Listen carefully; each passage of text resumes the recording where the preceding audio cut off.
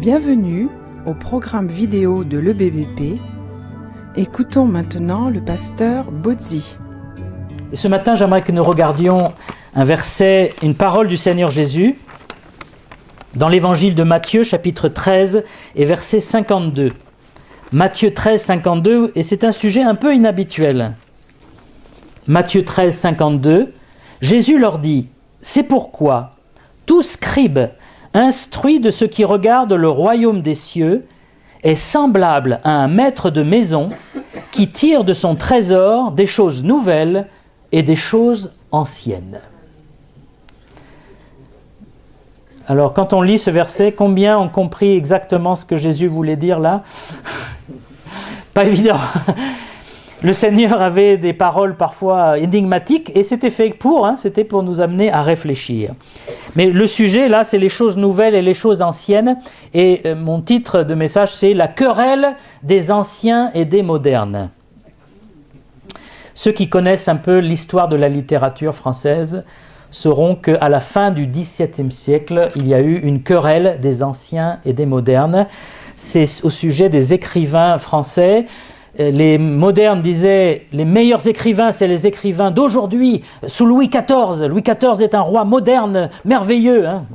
Aujourd'hui, on sait ce qu'il était. Et les écrivains d'aujourd'hui sont les meilleurs. Et les anciens disaient non, c'est les écrivains de l'Antiquité qui sont les bons, les Grecs, etc. Ça, c'est la bonne littérature, mais pas les nouveaux, c'est n'importe quoi. Et donc, il y avait une querelle comme ça qui est restée dans l'histoire française, la querelle des anciens et des modernes. Mais en fait, il y a toujours eu des querelles d'anciens contre les modernes et de modernes contre les anciens. Et Jésus ici parle qu'il faut tirer de son trésor des choses nouvelles et des choses anciennes. Dans l'Église catholique romaine, il y a les traditionalistes qui sont avant Vatican II et qui disent qu'il faut faire la messe en latin et tourner le dos aux fidèles. Le prêtre doit tourner le dos aux fidèles et parler en latin. Vatican II a dit non, on arrête tout ça, on parle en français. Et il y a toujours des querelles d'anciens, de modernes, des frottements. Et nous aussi, nous pouvons vivre ce hiatus dans notre Église ou dans nos églises entre l'ancienne génération et la nouvelle génération. Qu'est-ce que Jésus voulait dire ici ? Il parle du scribe instruit. D'abord, le scribe en Israël, c'est quelque chose qui datait de 200 avant Jésus-Christ à peu près, comme les pharisiens, comme les rabbins. Avant ça, il n'y avait pas de rabbins, pas de scribes, c'était des prêtres qui officiaient au temple uniquement et qui enseignaient le peuple, et des prophètes aussi. Et là, il n'y avait plus de prophètes, il n'y avait que les prêtres et les rabbins et les scribes. Les scribes, c'était des étudiants de la Torah. C'est des gens qui creusaient le texte, mais alors 10 000 fois, 50 000 fois. Et les scribes avaient tendance à rester dans la lettre et à ne pas vivre la lettre, à rester dans la théorie et à imposer des choses aux gens, aux croyants, très dures, et à être impitoyable, strict au maximum, mais à ne pas vivre vraiment la foi en Dieu. Et quand Jésus, Yeshua le Messie, est arrivé, il a balayé tout ça, il a bouleversé tout cela. Il a dit, il faut mettre en pratique la parole. Il a dit, votre tradition annule la parole de Dieu, souvent. Pas toujours, mais souvent. Et donc, il a balayé cette vieille tradition, et il dit, le scribe qui est instruit dans le royaume de Dieu ou des cieux, c'est-à-dire c'est le scribe qui suit Jésus quelque part, c'est celui qui est dans le royaume, qui n'est pas juste dans le texte. Celui-là est semblable à un maître de maison qui tire de son trésor des choses nouvelles et anciennes. Chacun avait, il n'y avait pas de banque à l'époque, on avait tous à la maison, ceux qui étaient un peu riches avaient leur trésor. Il y avait un coffre-fort, je ne sais pas en quoi c'était, mais ils gardaient leurs pièces d'or, leurs pièces d'argent quelque part, et ils pouvaient tirer de temps en temps pour faire des choses spéciales. Et il dit, le scribe dans le royaume de Dieu, le bon scribe, c'est celui qui va avoir des choses anciennes et nouvelles. Alors qu'est-ce qu'il voulait dire ? Pourquoi il faut des choses anciennes et nouvelles ? C'est qu'il fallait une nouvelle application de la Torah parce que le Messie était présent. Pour les pharisiens et les scribes et les autres croyants, beaucoup de croyants juifs, le Messie devait arriver pour régner tout de suite, mettre les Romains dehors et élever la nation juive au-dessus de toutes les nations. Et quand Jésus est arrivé, il a dit « Je suis le Messie », ils ont dit « Mais où est ton armée, où est ton cheval, où est ton gouvernement ?» Et ils ont vu qu'il avait 12 apôtres qui étaient des gens, la plupart étaient de Galilée, déjà c'était pas très bon, il valait mieux être de Judée. Il y avait des pêcheurs à la ligne, il y avait un collecteur d'impôts, c'était un traître, enfin aux yeux des Juifs. Il dit, mais qu'est-ce que c'est que cette histoire? C'est pas le Messie, c'est pas possible. Ils ne comprenaient pas, ils n'acceptaient pas. Et puis Jésus, dans son enseignement, n'enseignait pas justement comme les rabbins et les scribes. Et pourtant, qu'est-ce qu'il enseignait lui? Le retour à la parole de Dieu. Lorsqu'il a parlé du divorce, par exemple, parce qu'à cette époque-là, vous pouviez juste faire une lettre à votre femme en disant c'est même pas je te quitte, c'est va-t'en. Parce que la femme devait quitter son mari. Et pour n'importe quelle raison, mais vraiment n'importe quelle raison, il avait le droit de faire cette lettre de mise dehors. Et la pauvre femme divorcée, elle n'avait quasiment plus rien pour vivre. Et c'était très dur de se remarier parce que c'était très mal accepté. Et Jésus, quand on lui a posé la question, il a dit « Mais Dieu n'a jamais voulu ça ». La lettre de divorce que Moïse a instituée, parce que Moïse effectivement avait parlé d'une lettre de divorce, c'est à cause de la dureté de votre cœur. Parce que justement, les hommes répudiaient leur femme et puis après ils voulaient la reprendre, il la répudiait, il la reprenait. Et il dit c'était n'importe quoi, il y avait presque de la polygamie. Donc Moïse a mis de l'ordre. Mais c'est la dureté de votre cœur au commencement. Et là, Jésus revient à la Genèse. Au commencement, il n'en était pas ainsi. L'homme s'attachera à sa femme et ils feront une seule chair. Et Jésus revenait toujours aux Écritures, au début, au commencement. Il ne se laissait pas influencer par les traditions que les rabbins avaient plus ou moins rajoutées, inventées. Au XVIe siècle, les réformateurs, qu'est-ce qu'ils ont fait? Ils ont fait le ménage aussi. Ils ont dit, voilà, il y a la Bible et puis il y a toutes les traditions que les papes ont rajoutées au fur et à mesure des siècles. Et ils ont comparé, il y a beaucoup de traditions qui contredisent la Bible. Et ils ont fait fi de tout ça, ils ont dit il faut revenir au texte. Ils ne sont pas allés à fond. Mais en tout cas, ils ont fait cette démarche de revenir aux Écritures. Donc il faut prendre ce qui est ancien, mais il faut aussi prendre ce qui est moderne. Et le commentateur biblique Campbell Morgan a écrit quelque chose de très intéressant. En une phrase, il condense tout. Il dit « Si la nouveauté contredit l'ancienneté, elle a tort. Mais si l'ancienneté ne produit pas des nouveaux fruits, elle a tort aussi. » C'est-à-dire, si les nouveaux, les modernes arrivent en disant « tout ce qui est ancien, c'est mauvais », c'est ce qui est nouveau qui est le meilleur. Ils se trompent. Mais si les anciens ne portent plus de fruits, n'ont pas de fruits nouveaux, et il compare ça à un arbre donne des fruits tous les ans normalement. Et ils sont nouveaux tous les ans. Mais ils ne sont pas si nouveaux que ça, parce que sans la racine qui est vieille, il n'y aurait pas les fruits.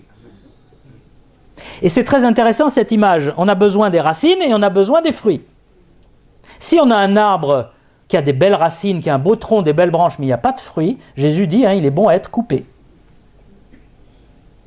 Mais si on a un arbre qui n'a pas de racines, qu'est-ce qui va arriver? Au premier coup de vent, il va disparaître aussi.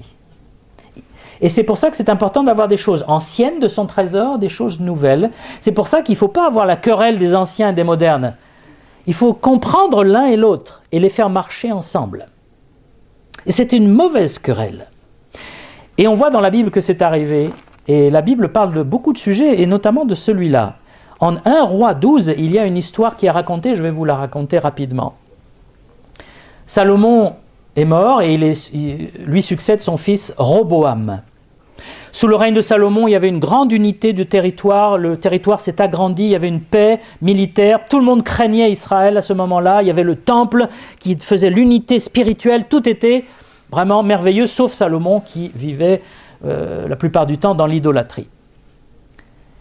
Et son fils Roboam vient au pouvoir, et là, on vient lui poser une question à Roboam. On lui dit, ton père avait mis beaucoup d'impôts. Et vous voyez que la Bible est quand même toujours moderne.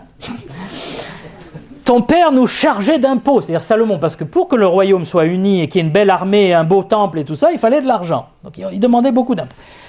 Et toi, Roboam, qu'est-ce que tu vas faire maintenant? Alors Roboam, il dit, c'est une question difficile, les impôts, Et il demande aux anciens qui étaient là avec Salomon. Les anciens, c'était des hommes d'un certain âge qui étaient le conseil des anciens du roi.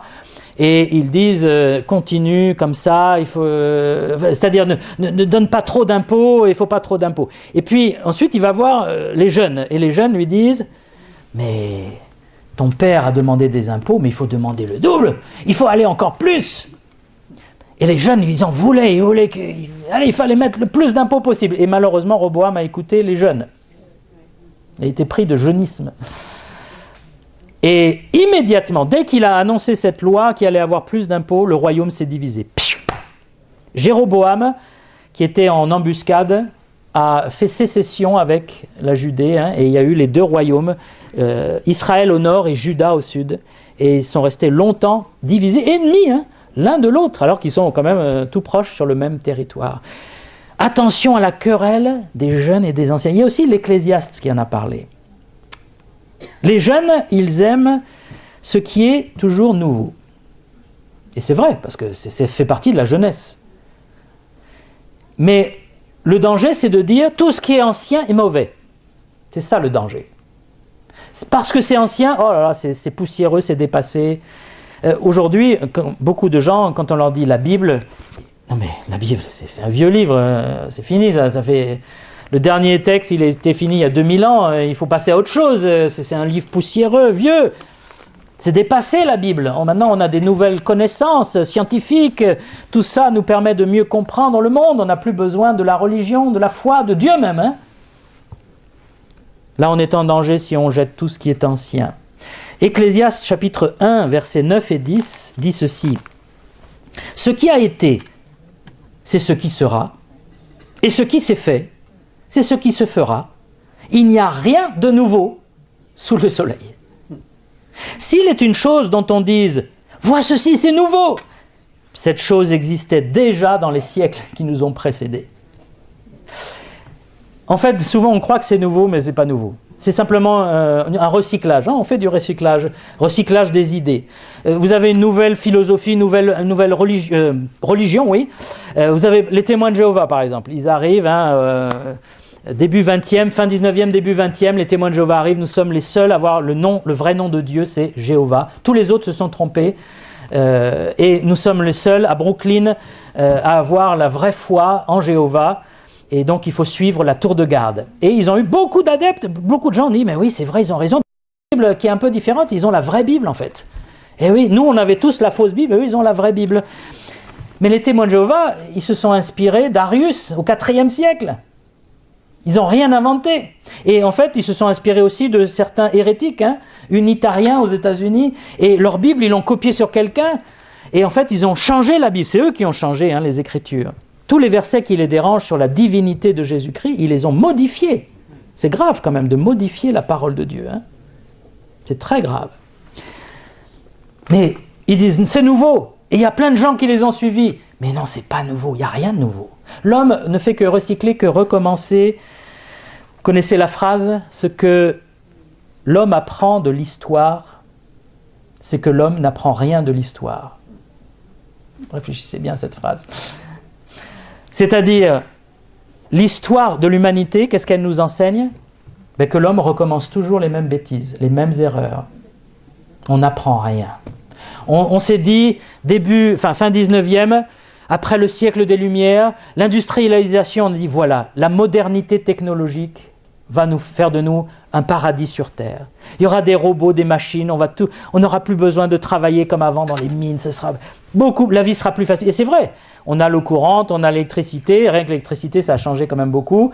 On n'est plus là à essayer d'aller chercher l'eau à la fontaine ou au puits, on ouvre le robinet à la maison, on a la douche, c'est merveilleux, sauf que la vie n'est pas plus facile, n'est pas plus simple, on n'est pas plus heureux, ce n'est pas le paradis sur Terre. Ça, c'est sûr, C'est nouveau. Oui, mais l'homme recommence les choses. Le marketing, qui est une science moderne aussi, utilise la nouveauté jusqu'à la nausée, vraiment. C'est nouveau, nouveau. Chaque pub, nouveau, la lessive rend encore plus blanc. Nouveau, le téléphone qui vous manquait. Il ne prend pas des photos avec 15 millions de pixels, maintenant c'est 150 millions de pixels et on va aller jusqu'à 3 milliards de pixels. Qu'est-ce que ça va changer à mes photos que je vais de toute façon mettre sur Internet et ça va être compressé. Mais c'est toujours ça, toujours nouveau, nouveau. Et ça devient une drogue, hein, presque. Hein. Et on ne doit pas tomber dans ce piège. On doit vraiment dire, il y a des choses bonnes qui étaient anciennes. Il faut les garder, il faut les continuer. Il y a des choses nouvelles qui sont bonnes, il faut les prendre. Mais il y a des choses nouvelles qui ne sont pas bonnes. Quand on a ouvert Internet, tout le monde a foncé dedans sans réfléchir. On a pris au fur et à mesure, on avance, on avance, on avance. Et aujourd'hui, il y a des gens qui sont sortis de Google et de Facebook qui ont dit c'est démoniaque ce truc. Google, Facebook, c'est pour vous manipuler en permanence, pour que vous soyez rivés à votre écran. Et ils ont réussi. Hein. Les gens sont scotchés, collés. Si vous avez un smartphone, téléchargez les applications qui comptabilisent le nombre d'heures que vous passez sur votre téléphone et sur vos applications. Et de temps en temps, regardez combien de temps vous avez passé. Vous allez dire, non, c'est pas possible. J'ai pas passé tant de temps sur Facebook. Ils ont réussi, et parce qu'on n'a pas réfléchi. Internet a des très bons côtés. Ça permet de s'exprimer, ça permet de découvrir. C'est une bibliothèque à la maison, hein, extraordinaire. Mais ça permet aussi de se perdre. Jésus dit, le disciple du royaume tire des choses nouvelles. Oui, mais pas n'importe quelle chose nouvelle. Jésus était révolutionnaire d'une certaine façon dans son enseignement, mais ce qu'il disait, c'était ce qui était dans l'Écriture quand même. Il n'a rien ajouté aux Écritures. Il a accompli toutes les prophéties. Souvent, vous retrouvez dans les évangiles, selon ce qu'avait dit l'Écriture. Jésus fit ceci, fit cela, selon ce que l'Écriture avait dit. Il était à la fois les racines dans l'Ancien, et il était nouveau, parce qu'il a introduit la nouvelle alliance, hein, quand même. Et puis les Anciens, eux, ils disent toujours, qu'est-ce qu'ils disent toujours ? C'était mieux avant. Voilà, merci. C'est une ancienne qui nous le dit. Ecclésiaste, encore, chapitre 7, versets 9 et 10. Ne te hâte pas en ton esprit de t'irriter, car l'irritation repose dans le sein des insensés. Ne dis pas, d'où vient que les jours passés étaient meilleurs que ceux-ci, car ce n'est pas par sagesse que tu demandes cela. Les jours passés étaient meilleurs, c'était mieux avant. Ce n'est pas de la sagesse. Ça a l'air d'être de la sagesse. Je veux dire, dans le temps, on ne faisait pas comme ça. Dans le temps, on n'était pas comme ça. Sous-entendu, c'était mieux. Si on regarde vraiment de près, hein, comment ça se passait dans le temps, c'était pas mieux. Hein. C'était pas mieux. Il y avait peut-être des choses qui étaient bonnes, hein, ça c'est heureusement, mais c'était pas forcément mieux qu'aujourd'hui. Et en fait, il faut vivre dans le présent. La seule chose qui nous appartient en tant qu'être humain, c'est le présent. Le passé, c'est fini. Le futur, bon, on l'a pas. Donc le présent, il faut le vivre maintenant. Il faut le vivre avec sagesse, ça c'est ce que la Bible dit. Mais il faut utiliser son présent pour les bonnes choses, pour les choses éternelles. Et pas juste dire, dans le passé, j'ai fait ci, j'ai fait ça dans le passé. Oui, mais qu'est-ce que je fais maintenant ? Et c'est pas, je ferai ça, je ferai ci. Non. Qu'est-ce que je fais maintenant ? Les anciens se méfient des nouveautés, hein ? Il y a des gens qui ne veulent pas de téléphone portable, par exemple. Pour un jeune aujourd'hui, attends, mais c'est pas possible, tu es au Moyen-Âge. Non, pas de téléphone portable.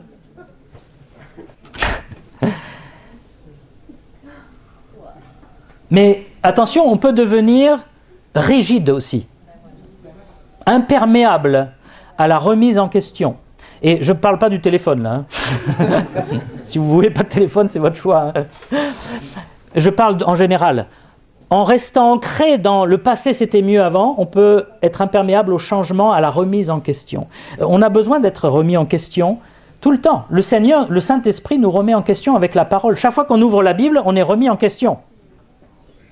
Et ce que nous, on aimerait, c'est que rien ne remette en question, qu'on soit dans nos pantoufles, dans nos charentaises qui vont, paraît-il, disparaître, et au coin du feu, et je ne bouge plus. Je suis bien au chaud, je ne bouge plus. Non, le Seigneur nous appelle à avancer, toujours. Et qu'on soit jeune ou qu'on soit âgé, plus âgé, on doit avancer dans la foi. On doit progresser. C'est ça qui est merveilleux, je trouve, avec l'Évangile, avec la foi chrétienne. C'est que vous avez des anciens qui découvrent des choses dans la parole, qui progressent dans leur vie chrétienne, dans leur foi. Alors que sans Dieu, c'est beaucoup plus difficile. Sans Dieu, on a tendance à se ratatiner quand même, hein, à se rester, à grommeler tout le temps. Oui, mais regarde les jeunes aujourd'hui. Mais quand on est chrétien, on peut vraiment être renouvelé dans sa jeunesse, c'est-à-dire avoir un corps plus âgé, c'est sûr, mais avoir un esprit renouvelé, qui est toujours jeune en fait. Et il y a des jeunes vieux, hein, et des vieux jeunes.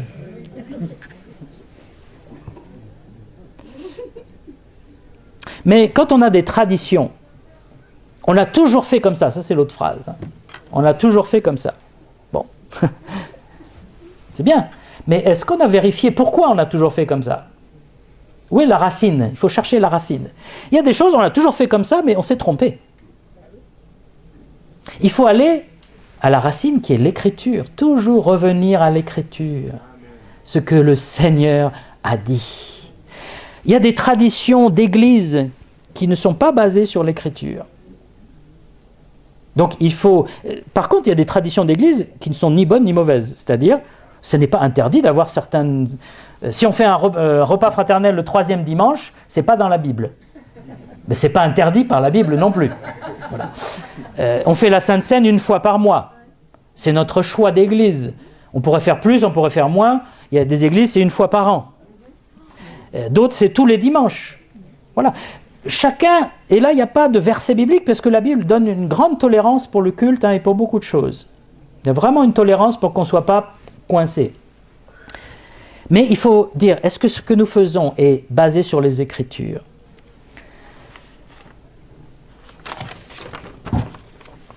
Alors, par exemple, maintenant entrons dans les exemples pour les églises. Les traductions de la Bible. Il y a ce combat. Les nouvelles traductions sont forcément mauvaises, parce qu'elles sont nouvelles. Il y a des tenants aux États-Unis de la King James Only. Il faut lire uniquement la King James dans l'anglais ancien, du 18e. Donc, c'est-à-dire un anglais quasiment incompréhensible pour même un anglais d'aujourd'hui. C'est des mots archaïques, des expressions. C'est ça, la Bible inspirée, la Bible vraie. Et pour eux, elle est inspirée. Bon, c'est un petit groupe de chrétiens aux États-Unis, mais qui a une certaine influence. Jusqu'en France, puisqu'ils veulent traduire la King James en français. Parce que nous n'avons pas la bonne Bible, il faut que la King James soit traduite en français pour que nous ayons la bonne Bible. C'est leur croyance. Mais il y en a qui disent non, c'est la Bible Osterwald. Pareil, c'est du vieux François. Hein. C'est ça la vraie Bible. Et puis il y a d'autres qui disent non, c'est que la Second 21, que la Français courant, que Parole de vie, qui sont les bonnes Bibles. Les anciennes, elles valent rien, on ne comprend rien d'ailleurs. Et en fait, il faut rapprocher les deux et voir le meilleur des deux.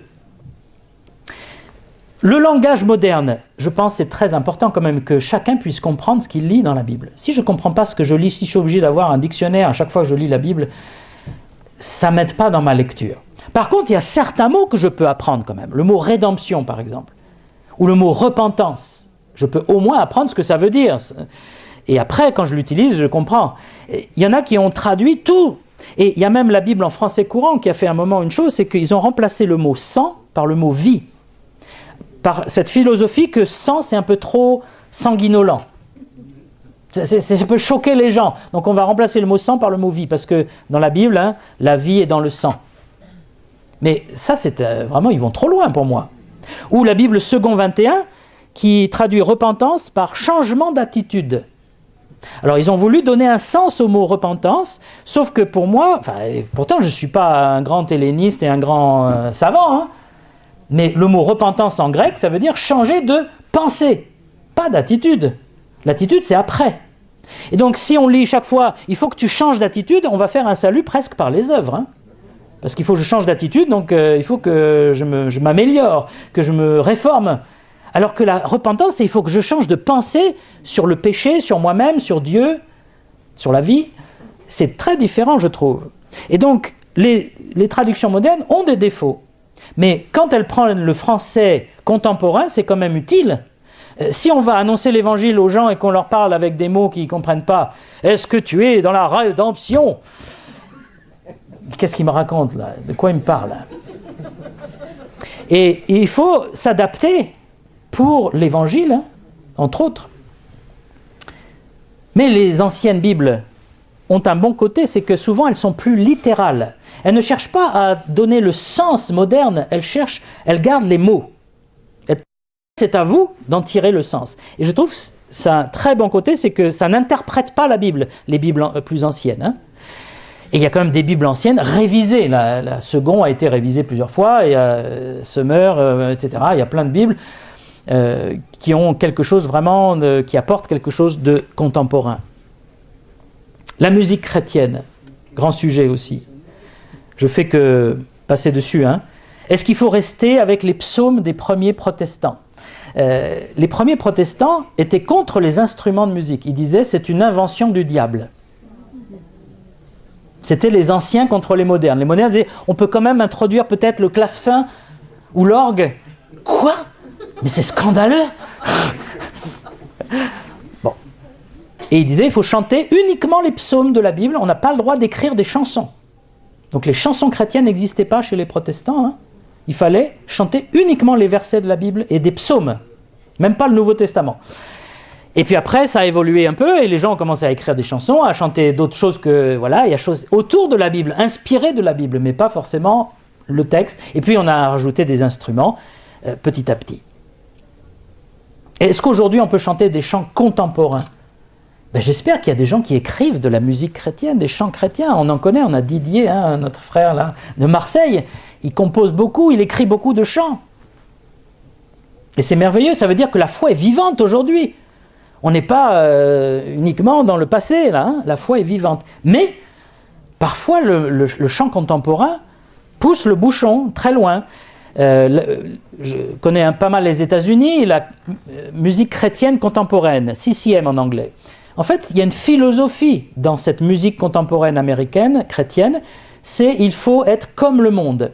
Il faut que la personne qui rentre dans l'église, elle se sente totalement à l'aise. Qu'il n'y a aucune différence entre la musique du monde et la musique à l'église. Sauf une différence, c'est que les paroles parlent de Dieu. Mais pour le reste, il faut qu'ils se sentent dans une ambiance super géniale, super cool. Ce que tu écoutes à la radio dans la semaine, tu l'entends à l'église, voilà. C'est ça le but. Et pourquoi pas, on pourrait dire. Sauf que on est plus saint. La sainteté, c'est la séparation.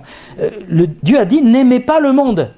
Alors si on fait comme le monde, ben, là, il y a un problème. Je recite Campbell Morgan. Campbell Morgan, il est du 19e siècle. Hein, c'est un ancien quelque part. Mais regardez ce qu'il dit. On me dit souvent que l'Église de Dieu, pour réussir, doit captiver l'esprit de notre âge. Et je réponds que l'Église ne réussira que si elle corrige l'esprit de notre âge. On me dit que pour réussir dans mon ministère, je dois adopter les méthodes du monde. Déjà, ça existait, hein, il n'y a rien de nouveau. Rick Warren n'a rien inventé, c'est toujours là. Mais si je fais ainsi, je serai en échec. Nous ne sommes pas du monde pour lui emprunter son esprit. Parce que ce monde, il crucifierait Jésus comme il l'a fait il y a 2000 ans. La croix n'est pas plus populaire aujourd'hui qu'elle l'a été lorsque Jésus a été cloué. L'Église de Christ doit se tenir derrière son roi et vivre et proclamer le royaume qu'il représente. En faisant ainsi, elle puisera des choses anciennes et des choses nouvelles de son trésor qui pourront sauver les individus de notre nation. Nous sommes appelés à prêcher l'Évangile qui sauve.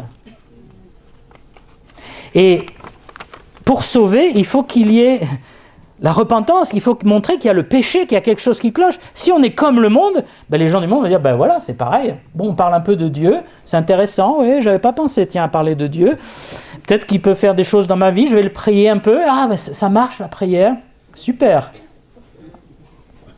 Ce n'est pas la sainteté dont parle la Bible, hein, la séparation.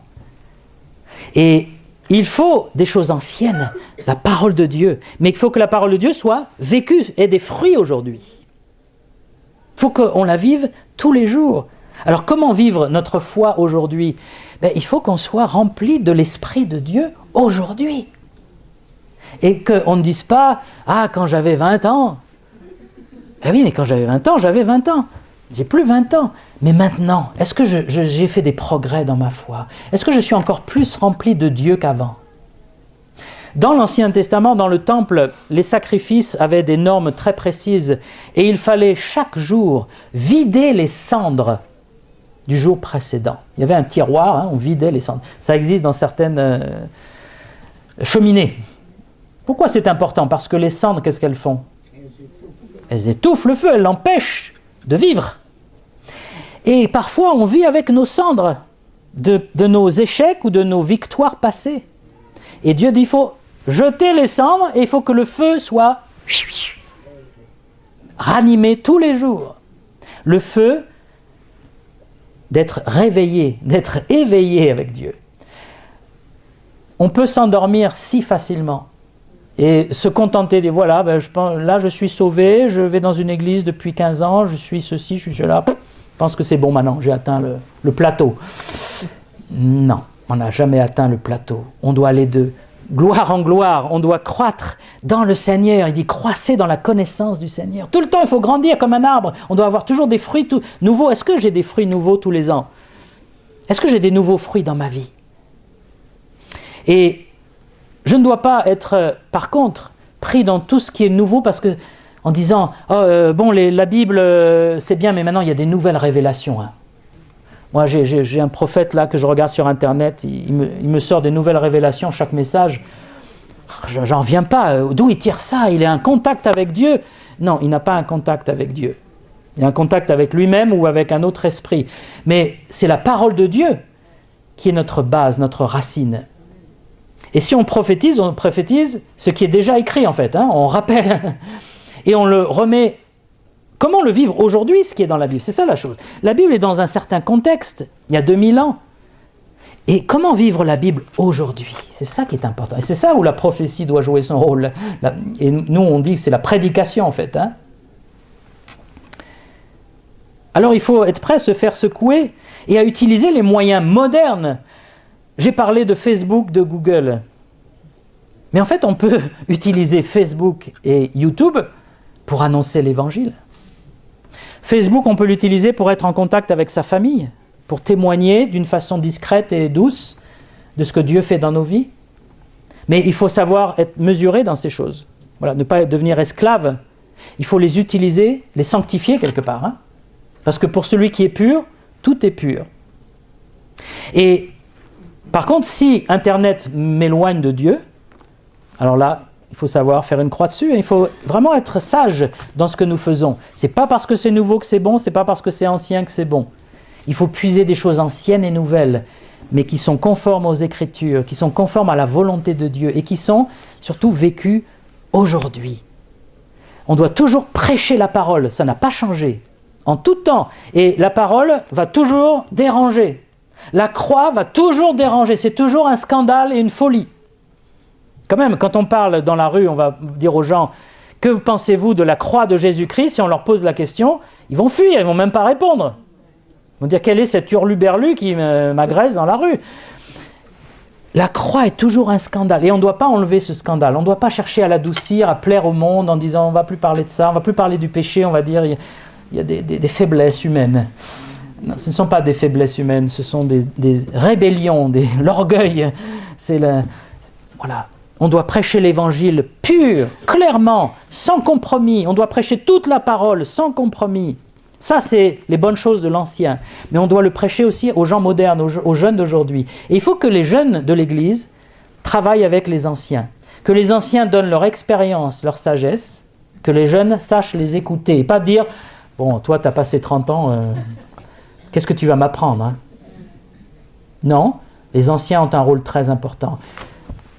Je finis, dans cette grande église aux États-Unis, ils ont séparé les générations, c'est catastrophique. Ils ont le culte de 9h pour les retraités. Parce que les retraités se lèvent plus tôt là-bas. Et là, c'est musique traditionnelle ancienne. À 10h30, c'est le culte des familles trentenaires. Alors là, déjà un peu plus pop. Et à 11h30, vous avez les jeunes, parce qu'ils se lèvent tard. Et là, les jeunes, c'est rap, rock dur. Mais vraiment, je n'arrivais plus à rien entendre quand il faisait les répétitions de guitare et de batterie à fond, avec les haut-parleurs. Et je dis, voilà, ils ont séparé les générations. C'est horrible. Pourquoi on ne pourrait pas travailler ensemble, vivre ensemble, chanter ensemble, louer, prier ensemble? Mais ça, c'est vraiment une erreur stratégique, je trouve. Hein. Et ça, c'est pour le marketing. Le marketing est rentré dans l'Église. Et il ne faut pas se laisser prendre par les nouveautés mauvaises comme ça. Il faut savoir s'adapter. Il faut que chacun aille vers l'autre, que les jeunes aillent vers les anciens, que les anciens aillent vers les jeunes et qu'on soit ensemble. Et de toute façon, si on est tous jeunes d'esprit, comme c'est le cas, il n'y a plus de querelle d'anciens et de modernes. On est tous jeunes dans la foi au Seigneur. Que le Seigneur nous aide à mettre en pratique sa parole à des chrétiens réveillés, éveillés, vivant leur foi aujourd'hui. Et si il y a quelqu'un parmi nous qui n'est pas dans le Seigneur, vous n'avez pas cette espérance, cette foi. Vous vivez sans Dieu et vous vivez tant bien que mal, vous survivez. Sachez que le Seigneur vous appelle. Il a dit qu'il se tient à la porte et qu'il frappe. Il a dit aussi qu'il est près de chacun de nous, mais qu'il veut qu'on le cherche. Donc il attend votre part. Lui, il se tient prêt. Est-ce que vous allez vous tourner vers lui? Le Seigneur vous appelle parce que lui seul peut enlever le péché de votre vie, peut vous purifier. Lui seul peut vous pardonner. Lui seul peut vous donner une conscience nette, pure. Lui seul peut vous donner la vie éternelle qui va au-delà de la mort, qui ne s'arrête pas. Lui seul peut vous donner la joie véritable, l'amour véritable, la justice véritable. Pourquoi je dis lui seul? Parce que plusieurs d'entre nous, nous avons essayé d'autres choses, d'autres philosophies, d'autres religions. Mais en fait, il n'y a que Jésus-Christ qui est le Messie. Il n'y a qu'un seul Messie, il n'y a qu'un seul Fils de Dieu, il n'y a qu'un seul Sauveur, un seul Dieu. Et il s'est révélé à travers l'Écriture. Ça peut paraître intolérant, mais quand on cherche la vérité, on finit par tomber sur Jésus-Christ, le chemin, la vérité et la vie. Et si vous cherchez la vérité, vous allez tomber sur le Seigneur Jésus-Christ, parce qu'il parlait et il vivait la vérité. Alors je vous invite à vous tourner vers lui, parce qu'il vous aime et il vous cherche. On va prier avant d'avoir un dernier chant.